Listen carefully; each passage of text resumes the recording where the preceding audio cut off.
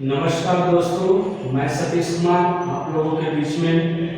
कैसे हैं आप सब? अच्छे, ठीक है। होली का त्यौहार चल रहा है तो एंजॉय कर रहे होंगे आप सब। चलिए आज थोड़ा सा हम टॉपिक पे डिस्कस कर लेते हैं। थोड़ा पढ़ेंगे आज, थोड़ा ही। उसके पहले है कि प्राचीन भारतीय इतिहास, प्राचीन भारतीय इतिहास के बारे में हम अध्ययन करेंगे। जिन्हें कहते हैं इतिहास जानना बहुत जरूरी हो जाता है। और इतिहास हम क्यों पढ़ते हैं, क्यों जानते हैं? ये अतीत के बारे में है ना। तो इतिहास हर देश का अलग अलग अपना अपना इतिहास है। उसी तरीके से भारतीय इतिहास है जिसके बारे में हम जानेंगे और पढ़ने का प्रयास करेंगे। इस प्राचीन भारतीय इतिहास को 3 भागों में विभाजित किया गया है। ठीक है, खंडन करके देख रहे हैं कि प्राचीन भारतीय इतिहास को 3 भागों में हम अपने प्राचीन इतिहास को कैसे जानेंगे, कैसे समझेंगे। या तो देखिए हम टीवी टेलीविजन के माध्यम से जानेंगे, दूसरा है कि हम न्यूज़पेपर पढ़ रहे हैं तब जानेंगे, तीसरा एक ऑप्शन लेते हैं कि हमारे बुजुर्ग हमारे दादा दादियों से कहानियां सुनते हैं पुराने जमाने के, वो बताते हैं ऐसे हुआ था। महाभारत रामायण जिनकी कथाएं हमें वो सुनाते हैं और हम सुनते हैं। तो वाकई में हम उसको सुनते हैं, जानते हैं कि लिखा हुआ कहाँ मिलेगा। हम कैसे जानेंगे कि पुराने समय में मनुष्य की उत्पत्ति कैसे हुई। कभी कभी मन में विचार आ जाता है हमारे कि मनुष्य की उत्पत्ति कैसे हुई है ना। तो उसी विचार को हम इसी तरीके से देखेंगे और तब इम्पोर्टेंट बन जाता है कि हम इतिहास को किस नजरिए से और किस तरीके से देखते हैं और हमारी सोच क्या हो जाती है इतिहास को समझने के लिए। तो आइए हम उसी चीज पे डिस्कस करेंगे और बात करेंगे आपसे कि यही अगर हमें पुरानी चीजों को समझना पड़ेगा और उन्हें हमें जानना पड़ेगा तो हम इस 3 चीजों को देख के आगे बढ़ेंगे। और इन्हीं चीजों का अध्ययन करने के बाद हमें पता चलेगा कि हमारी पुरानी चीजें कहाँ से विकसित हुई हैं, कैसे विकसित हुई हैं, कैसे मानव पृथ्वी पे आए हैं, कैसे मानव अपना निवास किया हुआ है, इसमें जिसके हम प्राचीन इतिहास के बारे में जानेंगे।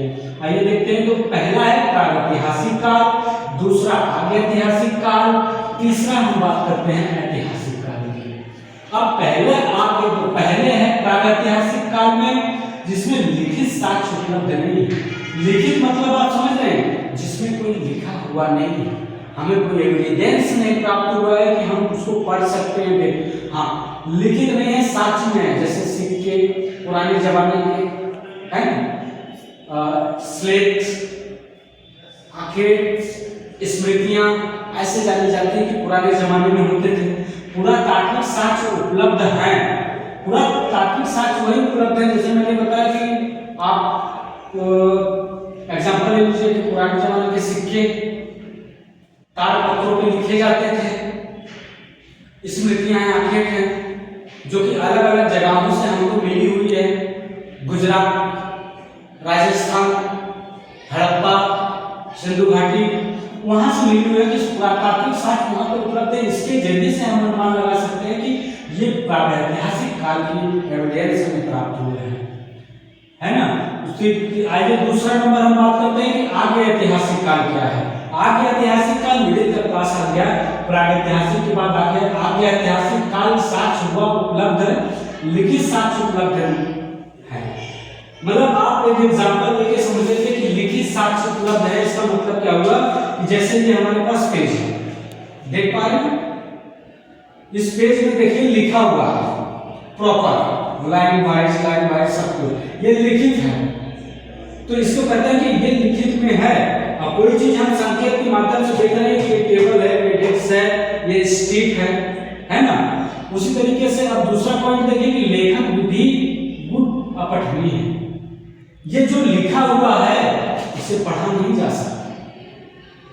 आगे ऐतिहासिक काल आज पुराने जमाने से आज तक ऐसा साक्ष्य मिला है कि जिसे लिखा गया है पढ़ा नहीं गया है। आप उसको समझ पाएंगे कि ये लिखा गया है, पढ़ नहीं पाए, लेकिन इस चीज को हम और आप जानते हैं कि ये लिखा क्या गया है। ये क्यों जान पा रहे हैं? क्योंकि हमने आपने पढ़ा है। मैं आपको एक बेसिक एग्जांपल देता हूं। पंजाबी, गुजराती, मराठी आपने पढ़ा है, देखा है कि अगर वो चीज हमको नहीं आती, पंजाबी भाषा का अखबार है, तो हम सोचेंगे ये चीज हमें आती है नहीं, हम कैसे पढ़ेंगे इसको, है ना। जिस चीज के बारे में हमें नॉलेज नहीं है उस चीज को हम नहीं पढ़ सकते। वही है कि आप ऐतिहासिक काल में लेखन विधि पूर्व पठनी, आज तक इतिहास में कोई पढ़ने वाला विद्वान पैदा नहीं हुआ। अगर आपके पढ़ेंगे, आप शोध करेंगे, आप भी पढ़िए, पढ़ने का प्रयास कीजिए, आपके पास है, आप भी एक इतिहासकार लेखक बन सकते हैं, खोज कर सकते हैं, रिसर्च कर सकते हैं। अभी भी इस साक्ष्य को पढ़ा नहीं गया है। तीसरा पॉइंट आ जाता है सिंधु घाटी सभ्यता। सिंधु घाटी सभ्यता हमारी पुरानी सभ्यता है, जो सबसे प्राचीन सभ्यताओं में से यही पाई गई है, जहाँ पे नवीकरण व्यवस्था, रहने की व्यवस्था, खाने की व्यवस्था, बांट की सारी चीजें हैं। इससे पता लगता है कि यहाँ पे लोग रहते थे। पुराने जमाने में लिखाई पढ़ाई सारी चीजें हुआ करती थी। कहाँ गई वो सारी सभ्यताएं, है ना। आज हम मानव ऐसे ही नहीं आ गए, हमारे मम्मी पापा हम आज घरों में रह रहे हैं, ये नहीं सोचे कहाँ से कब घर कैसे बना कैसे नहीं बना। तो उसी तरीके से कि सिंधु घाटी सभ्यता में लोग रहा करते थे। ठीक है, अब आते हैं तीसरा पॉइंट आ गया ऐतिहासिक का, ऐतिहासिक का जो तीसरा पॉइंट आ जाता है, जिसमें पुरातात्विक एवं साहित्यिक दोनों साक्ष्यों के आधार पर निर्धारण है। इनका मतलब समझिए कि पुरातात्विक भी है, साहित्यिक भी है, और सारी दोनों चीजें हैं। मतलब लिखित है, एविडेंस है, सारी चीजें हैं, हम देख पा रहे हैं, पढ़ पा रहे हैं, समझ पा रहे हैं। ये सारी तीनों चारों सारी चीजें हमारे पास यहाँ पे हम जान सकते हैं कि ये हमारा इतिहास बताता है। और प्रॉपर इतिहास का मतलब यही होगा कि अगर पुरातात्विक, साहित्यिक हर चीजों से मुझे समझ में आ जाता है कि ये हमारा प्राचीन इतिहास है। ठीक है, तो हम आपसे कल बात करेंगे इधर नीचे। ठीक है, पाषाण काल के बारे में बात करते हैं। Thank you.